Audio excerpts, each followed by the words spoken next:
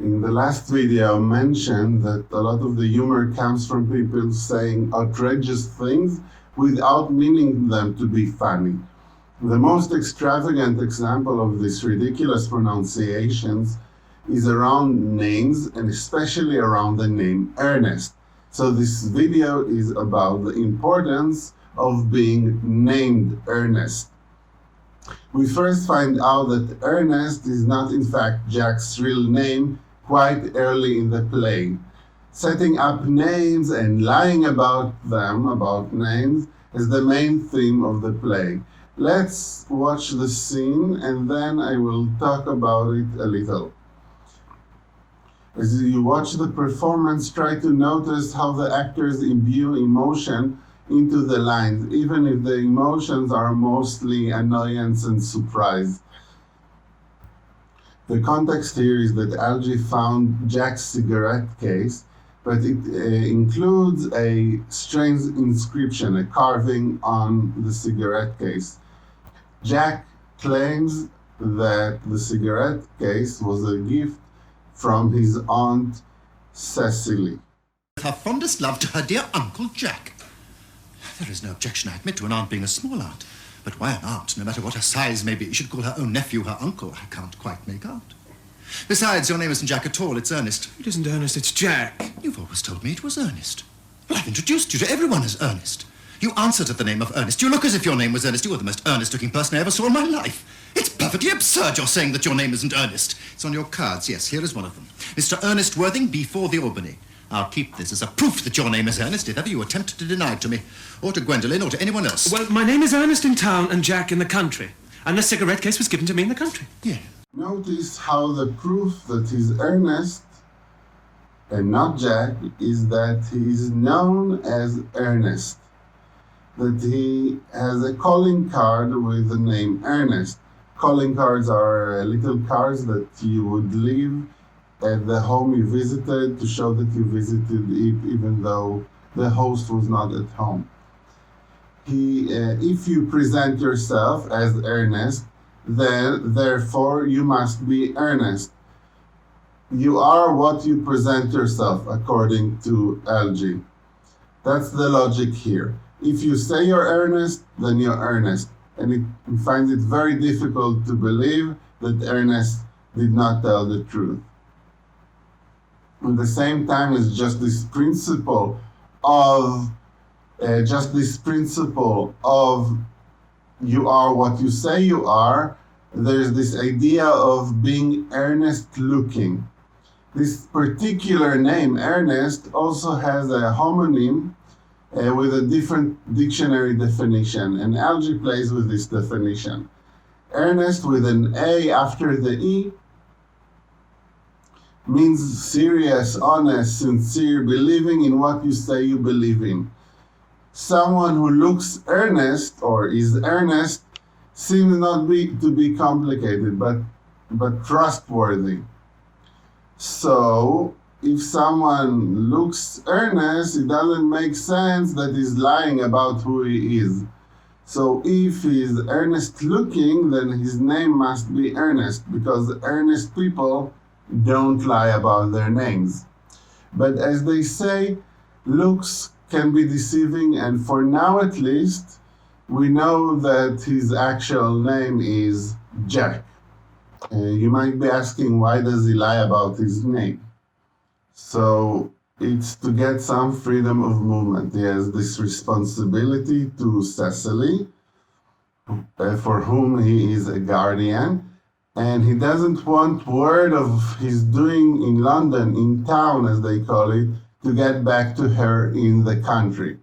But we will learn that this lie about his name has severe consequences for him. Why?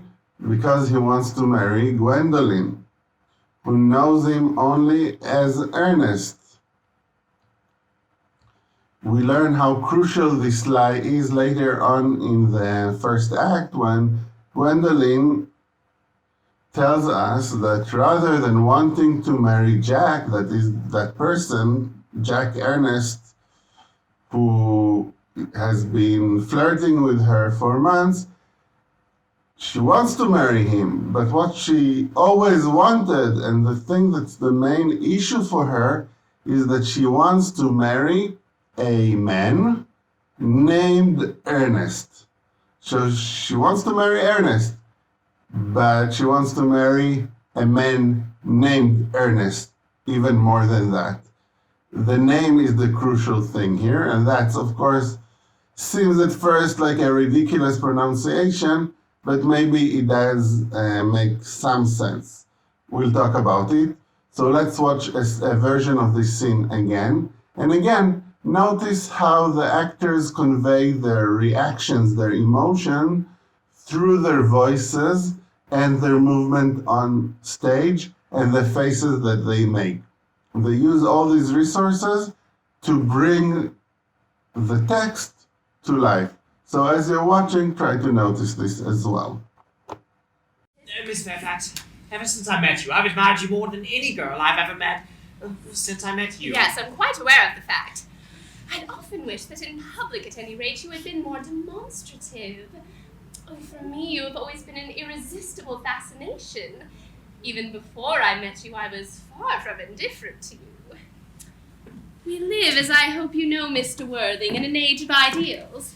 Fact is constantly mentioned in more expensive monthly magazines, and has reached the provincial pulpits, as I am told.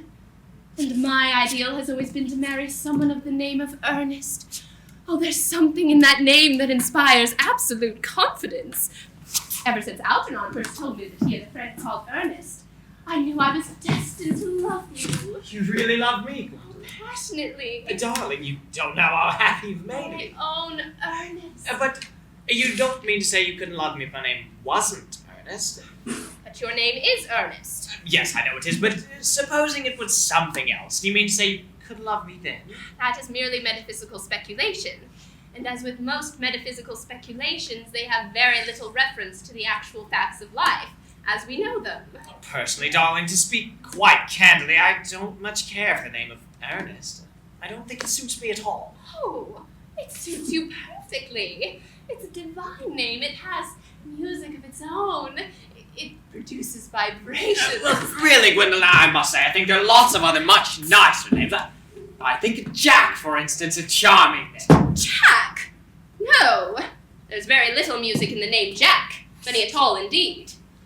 I have known several Jacks, and they all, without exception, have been more than unusually plain. Besides, Jack's a notorious domesticity for John. I pity any woman married to a man called John. She would probably never know the entrancing pleasure of a moment's solitude. No, the only really safe name is Ernest. Gwendolyn, I must get christened at once. I mean, we must get married at once. There's no time to be lost. Married, Mr. Worthing. The crux, the important thing about this passage, and really the play as a whole, is the importance not only of names but of words. On one level, this is simply silly, ridiculous. Why would a man's name change who he is or make him more lovable? In Romeo and Juliet, which while truly new, Juliet says, "A rose by any other name would smell as sweet." This means that no matter what something is called, the important thing is the thing in itself, the person, or the object itself is what's important, not the word you use for it. If you call a rose a stinky pants, it will still smell sweet, it will still smell good. The word shouldn't matter, the name shouldn't matter. So in linguistic theory, we know that the words are arbitrary signs. A tree in Hebrew is etz, in Arabic it's shajara, in English it's tree, but it's still the same thing, no matter how you call it. If you call me Dr. Hadar or David or Dr. David, or by mistake call me Moshe or call me David or David or David, That doesn't change who I am. It's just a name that you gave me. I'm still the same person, right? Doesn't matter if you call me Dr. Adar or David, still the same guy. Why should it matter then that his name is Ernest or Jack? He's the same guy. He's the same, he looks the same. He's just as nice to her. He shows her just as much affection. Why does his name matter? It's not fair, right? Right? But for Gwendolyn, it is crucial. She wants to marry a man named Ernest. This handle, this word, this mark, this arbitrary sign is the thing that is most important to her. So it seems silly to us. But for her, and I'm quoting, there is something in the name that inspires absolute confidence, in the name Ernest itself. But maybe behind the farce and the silliness, there's more important insights. Listen, the way we present ourselves, the way we signal to other people how we should be treated, all that is symbolized by the name we are given. Let's use an example of names that is a little less extreme than Ernest or Jack. Let's use my name again. So the fact that lots of people call me David in the English pronunciation signifies my connection with English, something international, my connection with the English department, and the time I spent outside of Israel. In a more extreme form, we have Gwendolyn wanting someone for whom the fancy, serious, slightly exotic, certainly compared to Jack, name of Ernest would fit. It's not just that she wants a husband called Ernest. She wants somebody who could carry the name Ernest. It says something about you that you can be called Ernest. Somebody who just walks around with the name Jack is simply not good enough for her. When we think about love, we want to imagine that people will love us for who we really are. No matter what name we have, no matter our social status, right? Maybe you say, would you still love me if I didn't have a good job? Or would you still love me if I wasn't beautiful? You want people to love you for yourself. Of course, falling in love often has some superficial, like the opposite of true self component, like how a person looks often plays a big role in falling in love. Sorry if I sound cynical. So falling in love often does have something superficial about it. The case of falling in love with a name is extreme and somewhat silly, right? Falling in love with the name Ernest.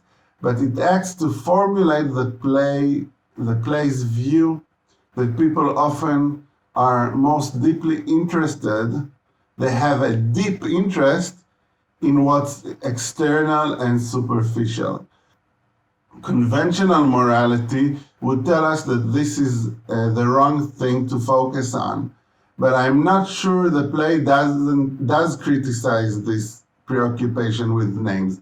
I don't think the play especially subscribes to the idea that the internal, authentic person is what you're supposed to love. Note especially how Gwendolyn talks about the music of the name. She says, it is a divine name. It has a music of its own. She turns to the art form of music to describe the name. It sounds nice or it does not sound nice. It is important that it is beautiful, that the name Ernest is beautiful, aesthetically pleasing. It pleases the senses, it pleases the ears. Again, some might think that that's superficial. What does it matter if you call your husband Jack or Ernest, as long as he's a good guy? But for Wilde and for Gwendolyn, Being aesthetically pleased is very important. This is what can make life worth living. This preoccupation with what some might say is superficial is very fitting for the theater, for a play, because all we see in the theater usually is outward performance, what the characters look like from the outside, and not who they are from the inside, unlike some novels where we get the characters' thoughts throughout. Theater is the perfect medium for questioning what is more important, who you are or who you say you are, who you are or how you present yourself, your real name or your fake name.